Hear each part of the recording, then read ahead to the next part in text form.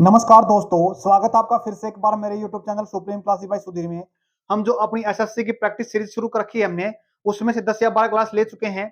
आज की जो हमारा जो क्लास रहेगी, ये जो हमने जो क्लास लेके आए हैं ना, ये जो सेट चल रहे हैं ना हमारे, ये काफी हेल्पफुल होंगे। जो एसएससी का जो प्रीवियस ईयर क्वेश्चन चल रहे हैं, इसमें एसएससी एमटीएस भी कवर हो जाएगा, सीएचएसएल भी कवर हो जाएगा, सीपीओ और एसएससी सीजीएल जो प्रीवियस ईयर के अंदर पूछे गए क्वेश्चन सभी को डिस्कस कर रहे हैं। आज का जो हमारा क्वेश्चन है ना, ये क्या है देखो।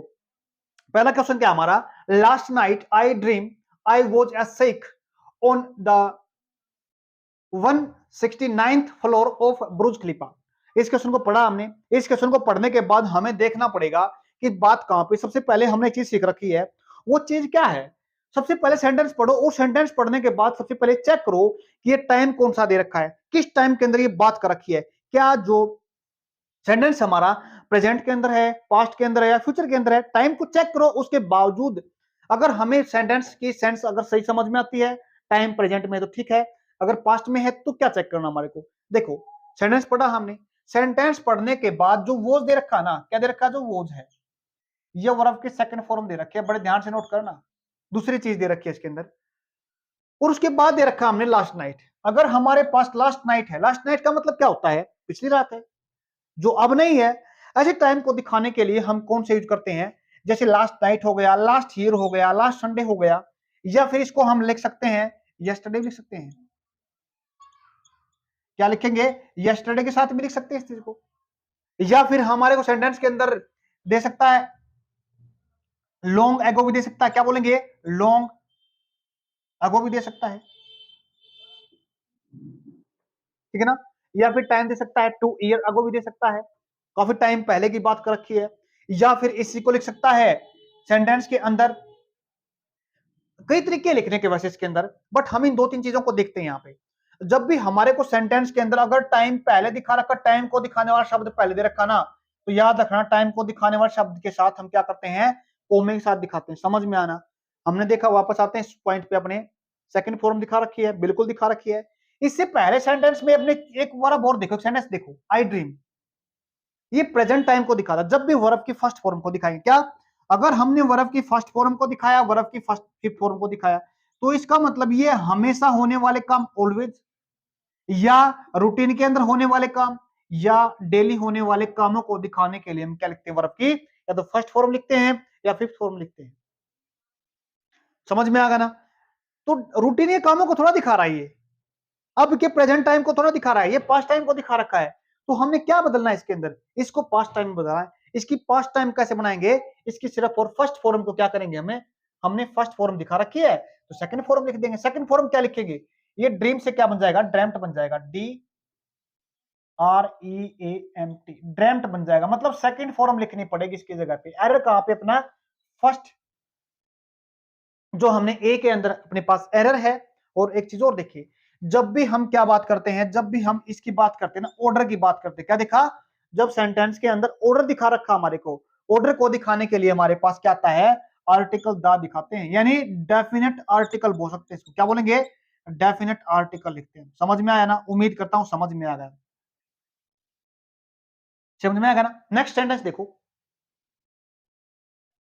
नेक्स्ट सेंटेंस देखिए अपने पास, as soon as the lion saw the deer he began to run after it. बड़े ध्यान समझना इस चीज को, काफी इंपॉर्टेंट चीज है।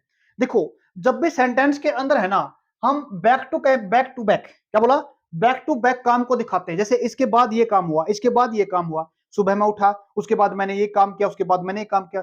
जब हम सेंटेंस में अगर बैक टू बैक कामों को दिखाते हैं ना, एक के बाद दूसरे काम को दिखाते हैं ना, तो हम किसे लिखते हैं, एज सुन एज से। किसे लिखा हमने, उसको लिखा जाता है जी एज सुन एज से। काफी इंपॉर्टेंट है, एज सुन एज से। दूसरी चीज देखो, एक चीज और है, हमने यहां पे टू लिखा है। क्या लिखा है, टू लिखा है। जब एक वर्ब को दूसरी वर्ब के साथ लिखते हैं, तब भी क्या लिखते हैं, हम टू के साथ लिखते हैं। सही बात है। सेंटेंस पढ़िएगा अब, एरर कहां पे है, द लायन शाह, शाह का मतलब देखा, वर्ब कौन सी फॉर्म है, वर्ब की सेकंड फॉर्म है यहाँ पे, इसका मतलब पास्ट, वही सेंटेंस आ गया पीछे वाला। नेक्स्ट देखिए अपने पास, ही बिगेन, किसको दिखा रहा है, यहाँ पे ही को दिखा रहा है। ही का मतलब यहाँ पे क्या है, क्या है, द लायन है। क्या बोला, द लायन दिखा रखा है यहाँ पे। आगे समझ रहे, जब सेंटेंस हमारा पास्ट टाइम के अंदर, वर्ब कौन से यहाँ पे, फर्स्ट फॉर्म है। फर्स्ट फॉर्म क्या बनाना है, बिगेन, इसकी सेकंड फॉर्म क्या होती है? B E ji A N, B E ji A N, begin होती है, बिगिन, बिगेन और बिगन। तो इसका मतलब वर्ब की सेकंड कौन सी फॉर्म लगेगी इसमें? वर्ब की सेकंड फॉर्म लगेगी। सही सेंटेंस अपने पास तब बनेगा। एरर कहां पे? सी पार्ट के अंदर। नेक्स्ट सेंटेंस देखिए, थर्ड सेंटेंस अपने पास क्या है? The earth moves around the sun isn't it. हमारे उस सेंटेंस में क्या बताना है? ये दे रखा अपने पास, हमारे को बताना क्वेश्चन टैग। क्या बोलेंगे? जो क्वेश्चन टैग होता है ना उसको बताना हमारे को।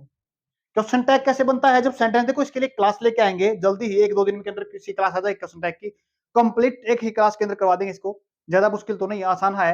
देखो, जब भी हम क्वेश्चन टैग बनाते हैं ना, याद रखना, सिर्फ और सिर्फ जब हमारे पास सेंटेंस, क्या बोला? जब हमारे पास जो सेंटेंस होता ना, क्या बोलेंगे? सेंटेंस होता है। अगर सेंटेंस अपने पास नेगेटिव है तो अपने पास जो क्वेश्चन टैग है ना, क्या बोला?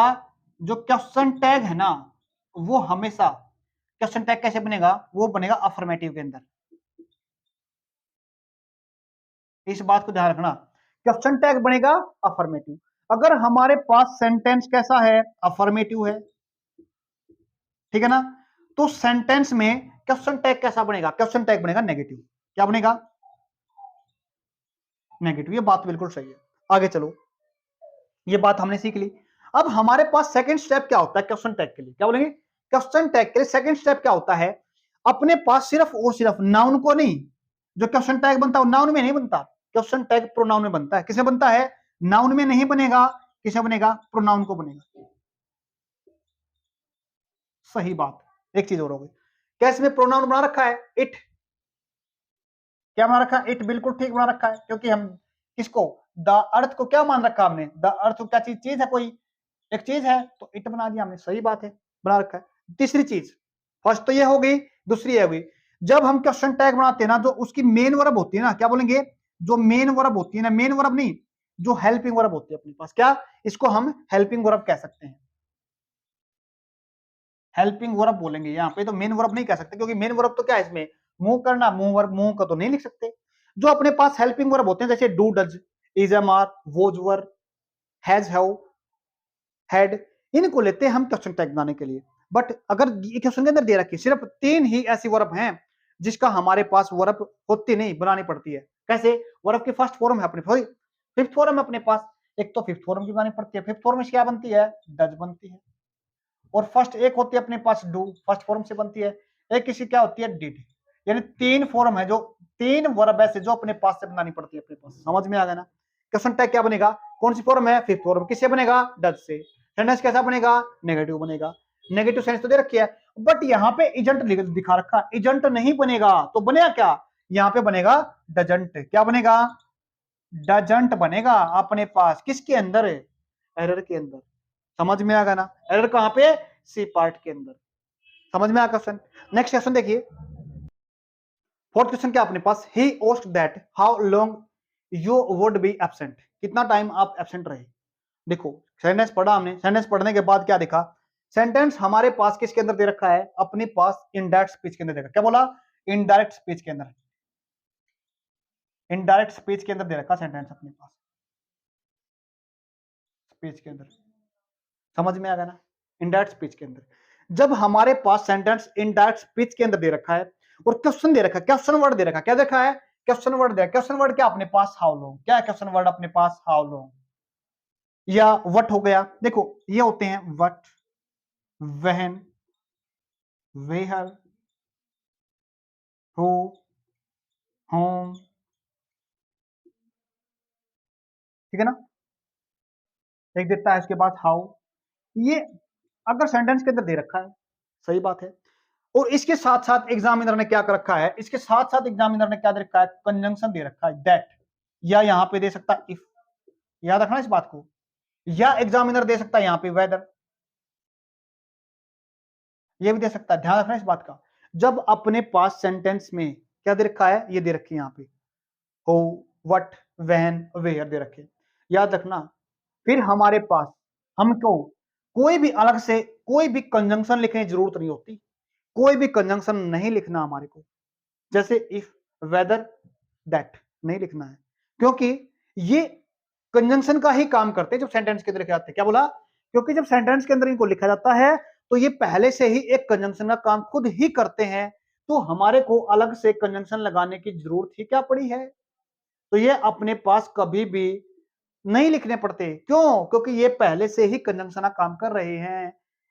अब दोनों शब्द कंजंक्शन को दिखाने के लिए नहीं लिख सकते, तो दैट क्या यहाँ पर गलत हो जाएगा। सही आंसर कहां मिलेगा? अपना ए के अंदर। नेक्स्ट क्वेश्चन देखिए, लास्ट क्वेश्चन आज का जो हमारा लास्ट क्वेश्चन है, काफी इंपोर्टेंट क्वेश्चन है, ये बहुत बार एग्जाम के अंदर पूछा जाता है।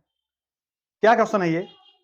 A hot and cold, a hot, यहां पे एंड कंजंक्शन लगेगा, देखो जी, लिखना भूल गए, एंड कंजंक्शन क्या लगेगा? एंड, याद रखना। A hot and a cold spring was found each other. ध्यान से देखो क्वेश्चन को, क्वेश्चन देखो, जब भी हमारे पास सेंटेंस के अंदर है ना, क्या बोलेंगे? एंड कंजंक्शन के साथ दो एक जैसी चीजें जुड़ती हैं, क्या बोलेंगे? दो एक जैसी चीजों को जोड़ने काम आता है। अगर हमारे पास यहाँ पे अलग से स्पेसिफाई एक आर्टिकल यहाँ पे कर दिया, आर्टिकल यहाँ पे कर दिया, समझ में आ गया ना? तो इसका मतलब क्या हो गया? चीजें अपने पास क्या हो गई? दो हैं, और दो के हिसाब से क्या लिखना पड़ता है हमारे को? वर्ब लिखनी पड़ती है। अब यहाँ पे वोज नहीं, क्या लिखा जाएगा? ये आपका क्वेश्चन रहता है हमेशा किसके अंदर? कमेंट बॉक्स में बताना पड़ता है आपको। इसका जवाब जो कमेंट बॉक्स में रहता है, इसका जवाब आप कमेंट बॉक्स में देना। बता दिया है मैंने, लेकिन एक बहुत बेहतरीन क्लास लेने वाले हैं, जल्दी ही आएगी वो क्लास, जिसके अंदर हम बहुत बेहतरीन जो मोस्ट इंपोर्टेंट ना फ्रीक्वेंटली क्वेश्चन पूछ जाते हैं जहां से, वो हम एक क्लास लेके आएंगे। आज के लिए इतना ही, धन्यवाद।